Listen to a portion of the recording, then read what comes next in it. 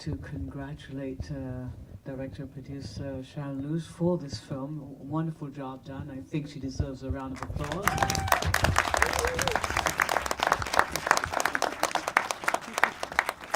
I think it's safe to say that this is the first. You can correct me if I'm wrong, but this is the first Afro-futuristic Canadian feature that's been done. Any other film? Yeah. Okay, and this is a premiere, just to say, which I didn't mention off the top. This is actually a premiere at the festival. Thank you. That's okay. So I'm going to open up to the floor momentarily, but just a couple of brief questions. First of all, we noticed that this was actually inspired by a novel, but what sort of pushed you to make this film? So it's does anybody in here know Nalo Hopkinson's novel, Brown Girl? Oh, I'm so glad. She's such a fabulous writer. So it was the book, definitely the book. It was the first book that I had read that actually had a Caribbean woman as the lead who saves the world. Like, I can't think of any other book that, Caribbean woman saves the world. So it was 18 years in the making. I read the book in 1998. Okay. And here we are in 2017. Thank goodness it's not 2049.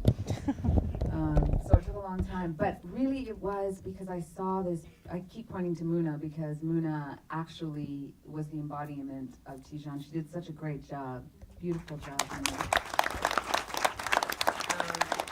To see this fierce, beautiful black woman kick ass, I was like, please let me see that on the screen. So it was worth 18 years in doing it. Right, okay. Just out of curiosity, do you yourself have Jamaican roots?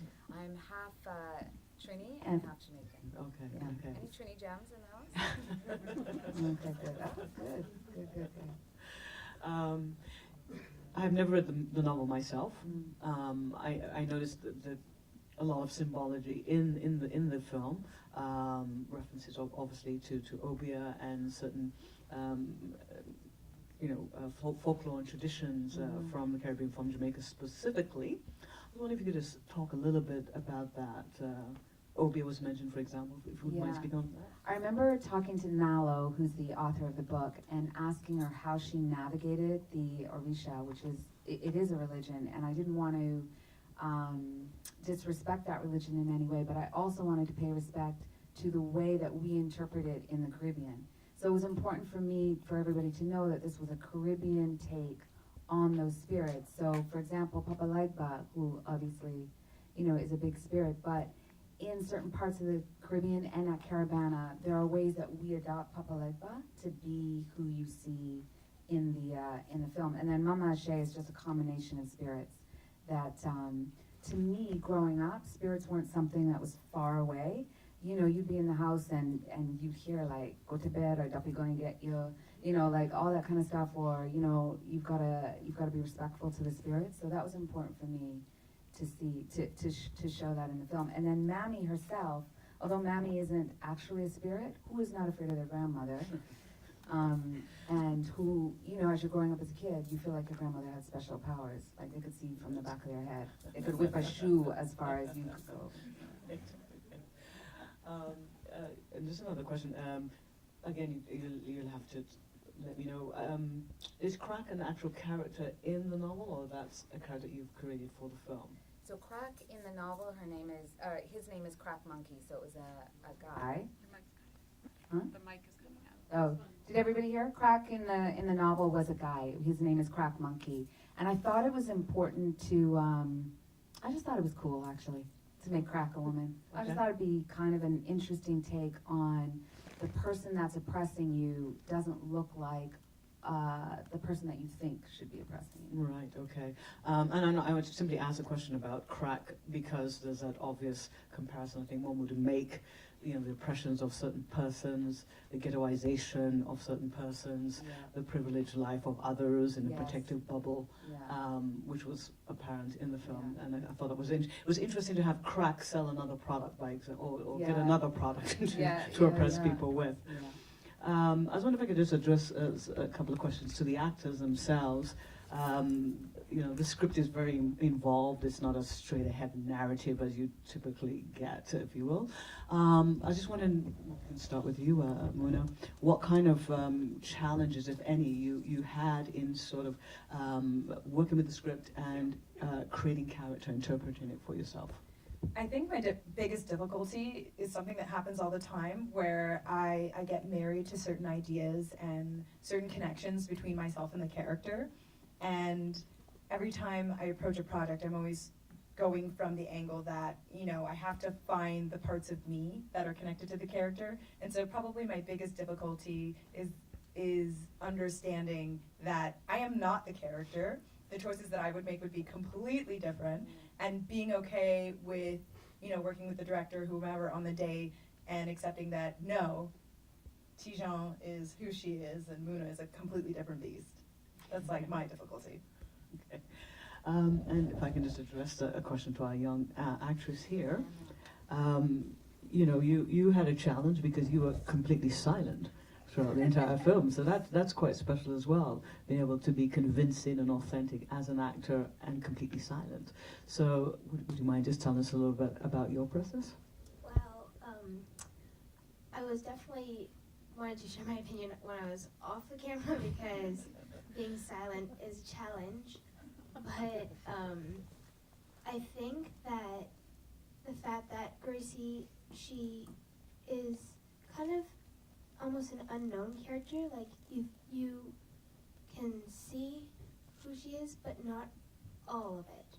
So you don't know why she's silent, and it's kind of like I had to try to portray that without saying anything. Mm-hmm. So it was a challenge. And do you remember when Hannah came in and auditioned? It's a hard audition to do if you don't speak. So she came in and we took her through emotions. So we're like, be sad, be happy. Now look like you're being whipped. It's like, but you were great. You had a lot of emotion, and I thought you did great on the screen. This is the first time Hannah's seen it. And I thought you really filled it up with a lot of emotion. And you did talk a lot off screen, which is good. And Emmanuel, would you mind giving us a bit of insight into your process? Yes. First of all, I just want to thank everybody who took their time to come here on busy Sunday or relaxing Sunday, whatever you want to call it. So applause to you guys, and thank you for being here. To answer your question, I think the most challenging thing for me when I got this role was Sharon told me that this character was romantic, but also, not goofy, but manly at the same time. So I remember our second or third day, it was a simple scene. I had to come in, I had to say a line, I think I had to give Muna something. And I was having the hardest time with one simple line because I was trying to impress her. I was trying to be all like cool. It felt like I was still auditioning for this role, and nothing clicked, nothing felt natural, nothing felt normal. And I was so mad. And she kept making us do it and do it and do it. And I had my script, we call it sides. It's like mini sides, mini script. And I'm looking over the line, I'm going over the line, and I'm thinking to myself, why can't I get this simple line and just deliver it to Muna? I took the script and I whipped it against the wall. I was so angry. And she said action. I went in, I said the line, I was mad, and I walked out. And she said, that's the man, Emmanuel. That's the character. And it took some time to think about it. And from that moment on, I realized that whenever I get something or a role, I don't have to feel like I have to put on a show anymore. I just have to allow myself to be. I have to allow myself to just be an instrument and let things flow naturally. And so, thanks to Sharon, she taught me how to be a man on screen.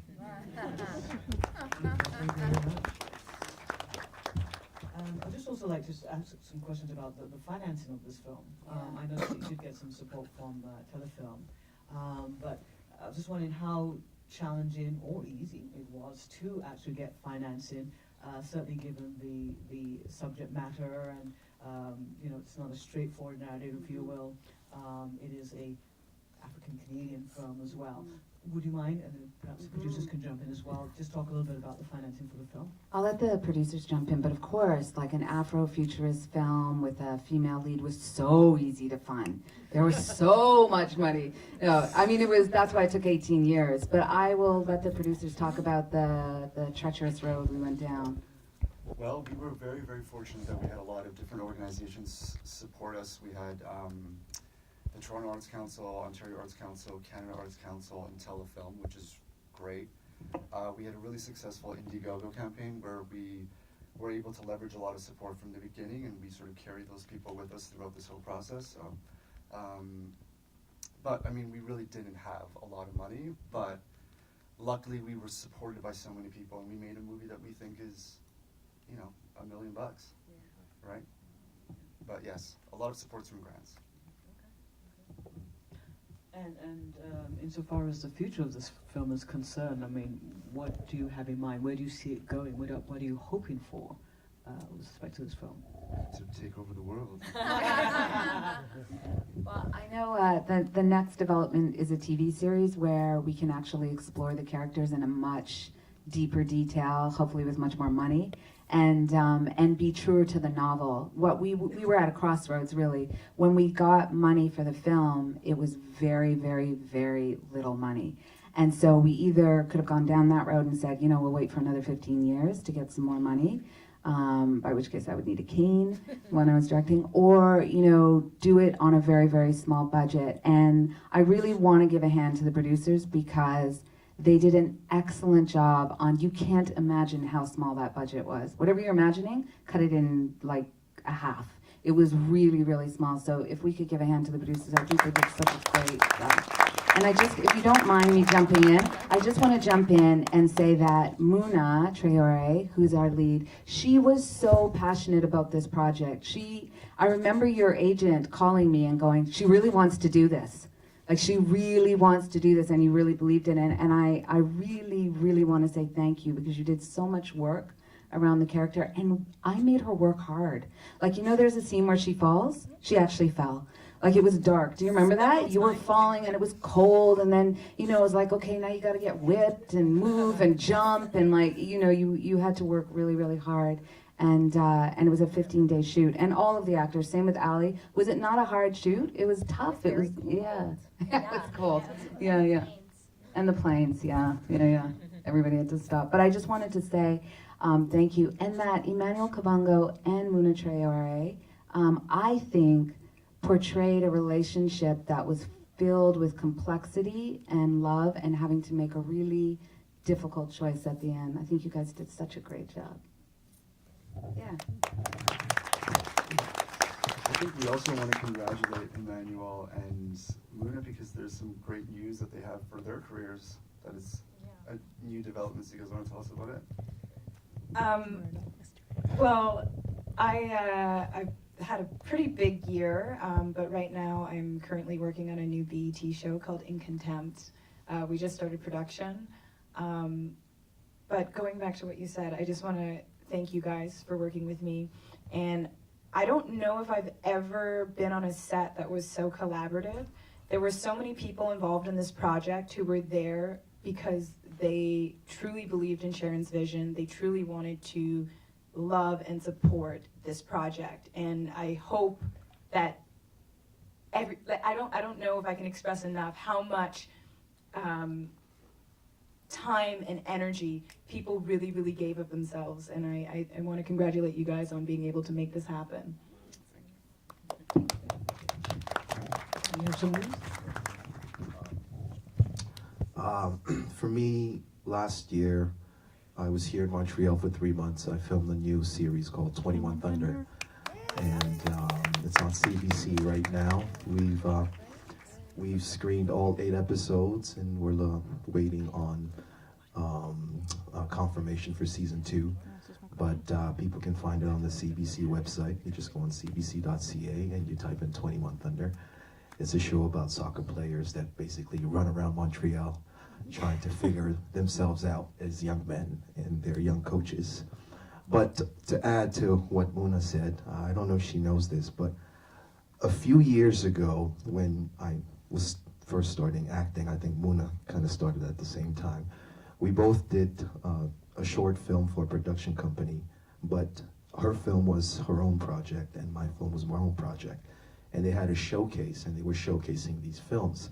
And I see this young woman who's playing this young pregnant woman just running around Toronto and trying to figure out what to do with her pregnancy. And I thought to myself, it would be so cool to work with that woman one day. She's so good.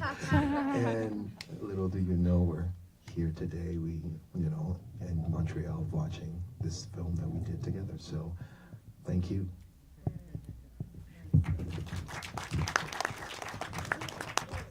Okay, well, I'd like to just open up the questions to the audience. Does anybody have a question? We're going to actually pass a mic around.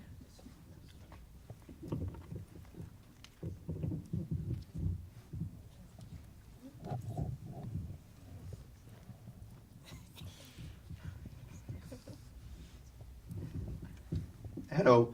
The question's for the director. I'm sort of curious as to what some of the challenges that you met making this film in a futuristic vision, but knowing that a lot of the spiritual or spirit type ideas or traditional, and what was the challenge to bring these two aspects together?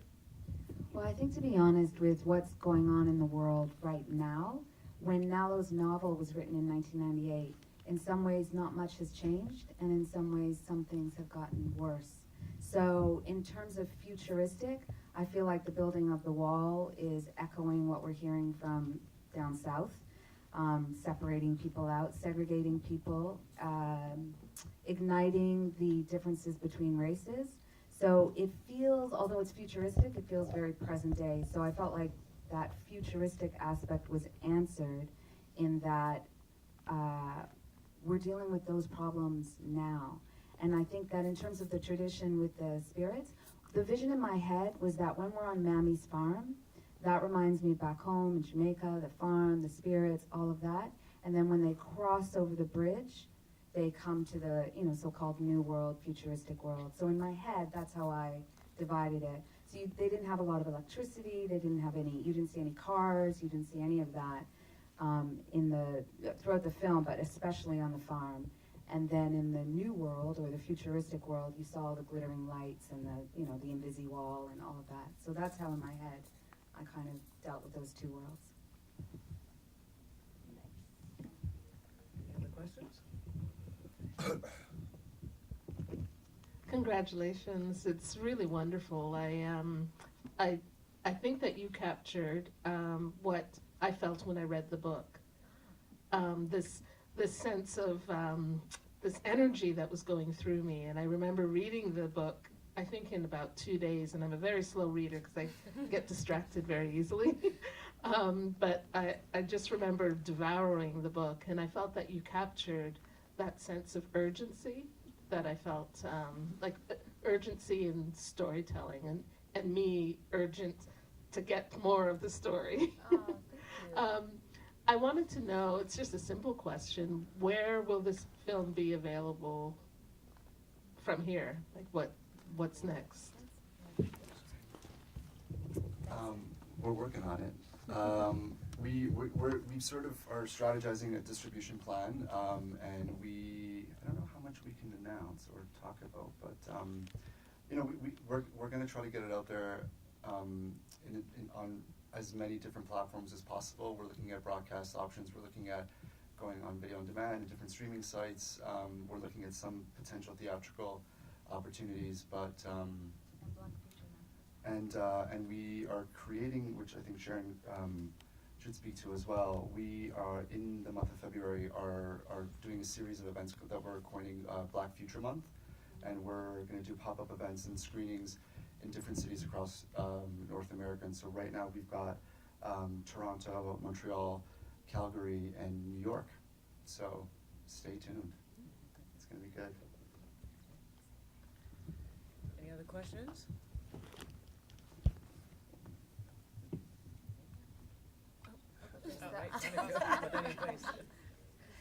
Just yo. Right in front of you. All right, so it's more of a statement. I spoke to you yesterday, Sharon, really briefly. I just want to say congratulations. And it was really refreshing to see a different perspective. I feel like a lot nowadays is heavily themed with Black Lives Matter, and to be able to project ourselves in the future and create an experience where you save yourselves rather than waiting for someone to save us is necessary. Not very necessary. It is necessary. So I just want to thank you for that. I haven't read the book yet, but I will read the book. But my question is, aside from finance, what were some of the challenges on set? Because this is really interesting. As an aspiring filmmaker, I'm very curious to know what were the setbacks on set that you guys had to navigate. So it's pretty much open to all. If you guys could stay for about 4 hours, I could go through them. But I'll just go through quickly some of the challenges were, so the set or the location that you saw was really one location. And because we only had 15 days to shoot the film, we had to have those locations really close to each other. In which case, we loved that, but then we dealt with planes, we dealt with boats, we dealt with bridges, we dealt with mining.